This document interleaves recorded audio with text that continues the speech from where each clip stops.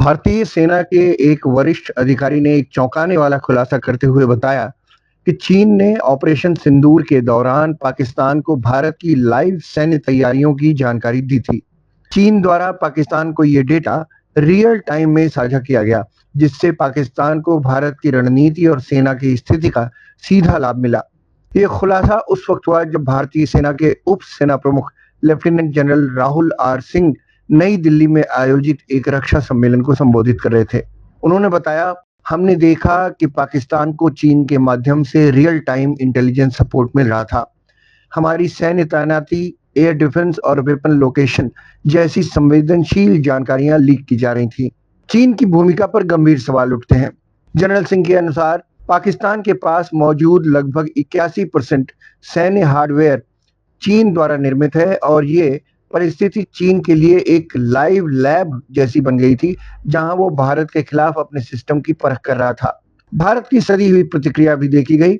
इस दौरान भारत ने एक सीमित और टारगेटेड जवाबी ऑपरेशन लॉन्च किया, जिसे आंतरिक रूप से ऑपरेशन सिंदूर नाम दिया गया था।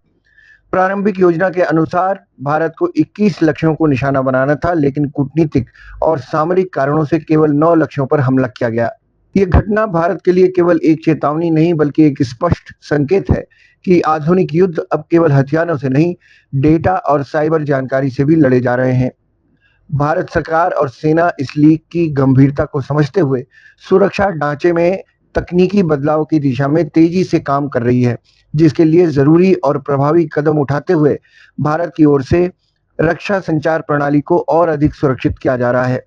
संवेदनशील डेटा के एन्क्रिप्शन और आर्टिफिशियल इंटेलिजेंस आधारित मॉनिटरिंग भी की जा रही है। एयर डिफेंस को अब जनसंख्या क्षेत्रों में भी मजबूत किया जाएगा।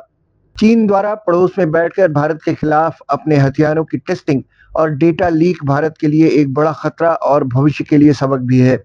ऐसे में भारत को चीन से और सतर्क रहने की और ज्यादा जरूरत है। ये घटना भविष्य के लिए भारत की रणनीति और टेक्नोलॉजी नीति को प्रभावित करेगी।